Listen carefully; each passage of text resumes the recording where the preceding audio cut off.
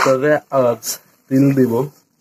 আমি এদের খাবার মাঝে মধ্যে চেঞ্জ করি, কখনো শুধু ধান, কখনো গম, ভুট্টা, এগুলো। আজকে শুধু তিল দিব। আর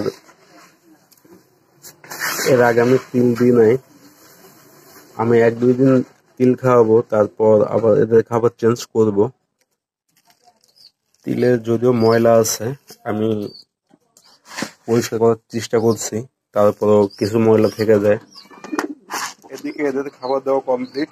আর এখন যাচ্ছি আমার বাইরে, যে আমার দেশের কবুতরগুলো আছে, একটা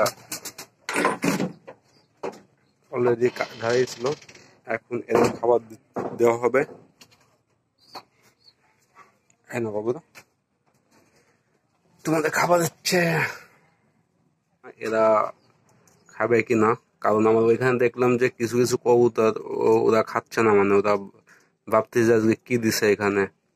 আর আমার রেসারগুলো তো আগে ওর বয়সে ওরা কখনো তিল দেখেনি বা খায়নি, আমার এখানে থাকতো আর আমি তিল দিতাম না, এই প্রথম তিল দেওয়া। এখন এরাও চিন্তিত যে এটা কি জিনিস। ওখানে একটু পানি, এখন এখানে পানি দেওয়া লাগবে, পানি নিয়ে আসি। পুরো ফ্রেশ।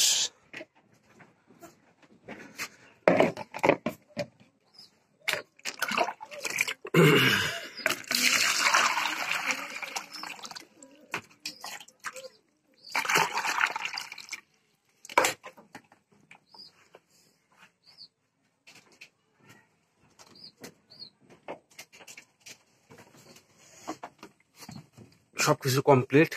আর ওরা এখন খাওয়া দাওয়া করবে, আর আমি এখন এখান থেকে যেতে হবে, কারণ আমি থাকলে ওরা আসতে পারছে না। আর এর আগে ও আসে, কিন্তু আজকে আসছে না কেন আমি আসলে বুঝতে পারছি না, মানে হঠাৎ করে ঢুকছে তো এই জন্য মানে এরকম করতেছে। যাই হোক, ওরা আস্তে আস্তে তিল খাওয়া শুরু করছে। আসো আসো আসো আসো আসো আসো।